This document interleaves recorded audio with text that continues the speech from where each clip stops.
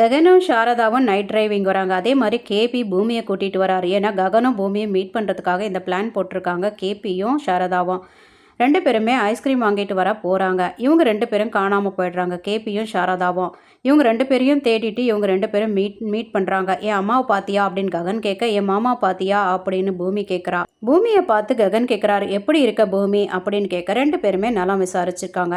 அதுக்கப்புறம் ககன் சொல்கிறாரு, நீ அந்த வீட்டில் தங்காத, ஏன்னா அபூர்வா வந்து நல்லவ கிடையாது, எப்படியாவது உன்னை கொலை பண்ணுறதுக்கு பிளான் பண்ணுவா, உனக்கு ஏதாவது ப்ராப்ளம் கொடுத்துக்கிட்டே இருப்பா, உனக்கு ஒரு நல்ல ஹாஸ்டலாக பார்த்து நான் கொடுக்குறேன், நீ போயிடு அப்படின்னு சொல்ல பூமி சொல்கிறேன், என் அப்பாவை விட்டுட்டு நான் மட்டும் எப்படி அங்கே போவேன்னு நினைக்கிறீங்க அப்படின்னா உங்கள் அப்பாவுக்கும் வேற ஏற்பாடு பண்ணுறேன், யாராவது பார்த்துக்கிற மாதிரி பண்ணுறேன் அப்படின்னு ககன் சொல்ல, என்னை உயிராக காதலிச்சவனையே அவங்க வீட்டில் தங்க விடலை அப்படின்னு பூமி சொல்ல வரும்போது, ஸ்டாப் பண்ண, இதெல்லாம் நீ எதுவும் பேசாத அப்படின்றாரு.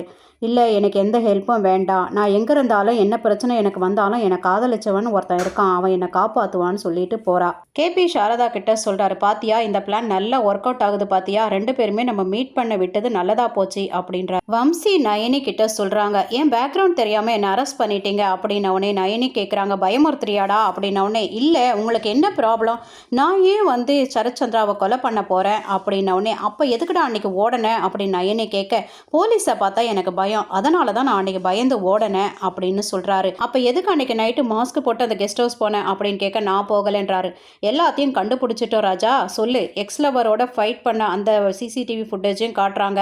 ஐயோ இல்லை மேடம், நான் கொலை பண்ண போகலை, அவர்கிட்ட பேச தான் போனேன் அப்படின்றாரு. ஃபஸ்ட்டு போகலன்னு சொல்கிற, இப்போ போனேன்னு சொல்கிற, எதை நம்புறது அப்படின்னு கேட்க, ஆமாம் மாஸ்க் போட்டுட்டு நான் போனேன், ஏன்னா அங்கே சிசிடிவி இருக்குன்னு எனக்கு தெரியும், நான் மாமா கிட்ட சமரசமாக பேச தான் போனேன், நான் இந்து கூட வாழணும்னு ஆசைப்பட்டேன், மாமா இதை பற்றி மற்றவங்க கிட்ட என்னை பற்றி சொல்லிட்டு தோ அன்னைக்கு நைட்டு இவன் வந்து என்கிட்ட கெஞ்சனா அப்படின்னு ப்ரூஃப் காட்டுவாரோ அப்படின்னு பயந்துக்கிட்டு தான் நான் மாஸ்க் போட்டுட்டு போனேன், அப்படி ப்ரூஃப் காட்டினாலும் நான் இல்லைன்னு சாதிக்கலான்றதுக்காக தான் நான் மாஸ்க் போட்டுட்டு போனேன் அப்படின்றாரு. அது மட்டும் இல்லாமல் நான் போனேன், அப்போவே அவரை யாரோ குத்தி இருந்தாங்க, அவர் கீழே விழுந்து தான் இருந்தார், அதை தான் நான் பார்த்தேன்றாரு. காலையிலே பூமி ஹாலில் பரதநாட்டியம் ஆடுறா. இந்த சவுண்டை கேட்டுட்டு எல்லாரும் வந்து ஆஜராகிறாங்க. எல்லாரும் பார்த்து சந்தோஷப்படுறாங்க. மீரா சொல்கிறா, சோபா அண்ணியை ஞாபகப்படுத்தின மாதிரி இருக்கு இல்லை அண்ணி அப்படின்னு அபூர்வா கிட்ட சொல்ல, ஆமாம் ஆமாம், என் சந்தோஷத்தை எப்படி எக்ஸ்பிரஸ் பண்ணுறதுனே எனக்கு தெரியல அப்படின்னு அபூர்வா சலிச்சிக்கிறாங்க. உடனே கேபியோ, உனக்கு டிஎன்ஏ ரிப்போர்ட் எல்லாம் தேவையில்லாமா, சோபாவோட பொண்ணு நிரூபிக்கிறதுக்கு இந்த டான்ஸ் ஒன்னே போதுமா அப்படின்னு சொல்லிட்டு போகிறாரு. மீரா சந்தோஷத்தில், உனக்கு பிடிச்ச டிஷ் எல்லாம் நான் சமைச்சு வைக்கிறேன், நீ சாப்பிடணும் அப்படின்றாங்க. கேபி அபூர்வா கிட்ட வந்து, என்ன அபூர்வா மேலே சிரிக்கிற போல இருக்கு, உள்ள எரியுது போல இருக்கு அப்படின்னு கேட்க, ஓ தெரிஞ்சிச்சா உனக்கு அப்படின்னு அபூர்வா கேட்க, உடனே கேபிய, என்னை தவிர உன்னை பற்றி யாருக்கு தெரியும் அப்படின்றாரு. என்னை பார்த்து பயந்துட்டு இருந்த நீ இப்போ தைரியமாக பேசுகிற, இதுக்கெல்லாம் அந்த பூமி தானே காரணம், இந்த தைரியத்தை போக வைக்கிறேன், பழைய மாதிரி நீ என்னை பார்த்தா பயப்படுற அளவுக்கு உன்னை நான் கொண்டு வரேன் அப்படின்னு சொல்லிட்டு இருக்கும் போதே கேபி போயிடுறாரு.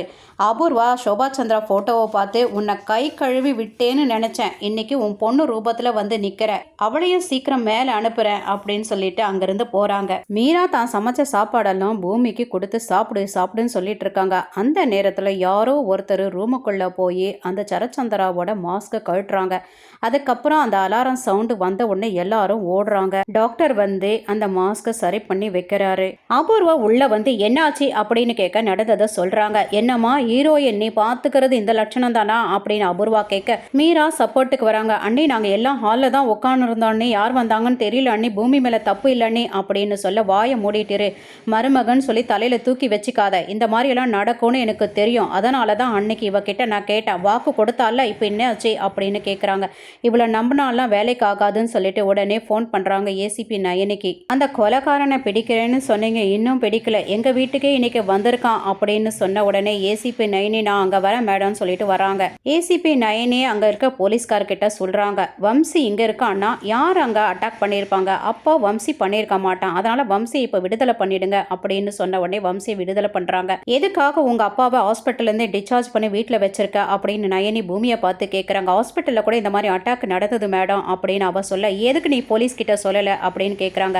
போலீஸ் கிட்ட ஆல்ரெடி சேம் கேஸ் தான் இருக்குது, வேற கேஸாக இருந்தால் கொடுக்கலாம், சேம் கேஸை திரும்ப எப்படி கொடுக்கறதுன்னு தான் நான் விட்டுட்டேன் அப்படின்னு சொல்ல, நீ சொல்கிறதும் சரிதான் அப்படின்றாங்க நயன். அதுக்காக எந்த முன்னெச்சரிக்கை நடவடிக்கை எதுவுமே எடுக்காமல் வீட்டில் வச்சிருப்பீங்களா அப்படின்னு கேட்க பூமி சொல்கிறா, இல்லை மேடம் யாருக்கும் வீட்டில் கூட தெரியாது, நான் சிசிடிவி கேமரா அங்கே வச்சிருக்கேன், வச்சுருக்கேன் அப்படின்னு சொல்ல வெரி குட் அப்படின்ட்டு அந்த கேமராவை செக் பண்ணுறாங்க.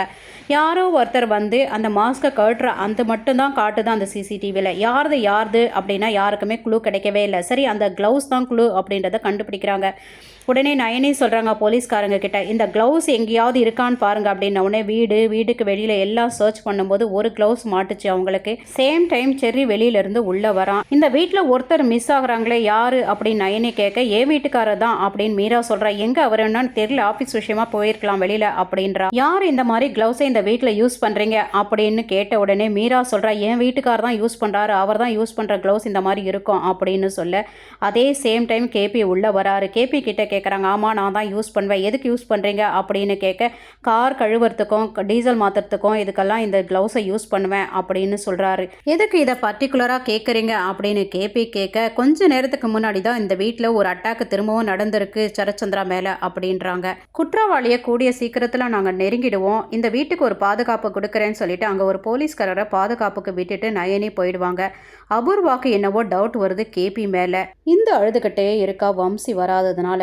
அதே டைமு வம்சியும் வராரு. எங்கே போனீங்க, ஏன் இன்ஃபார்ம் பண்ணலை அப்படின்னலாம் பல கொஷின்ஸை கேட்குறா. அவனால் சொல்ல முடியாதுல்ல போலீஸ் ஸ்டேஷன்லேருந்து வந்தேன்ட்டு. ஆஃபீஸ் விஷயமா வெளியில் போயிருந்தேன், ஃபோனில் சார்ஜில் உனக்கு கால் பண்ணலான்னு சொல்லிட்டு சமாளிக்கிறாரு. இதோட இந்த எபிசோடு முடிச்சிருக்காங்க. தேங்க்யூ ஃபார் வாட்சிங்.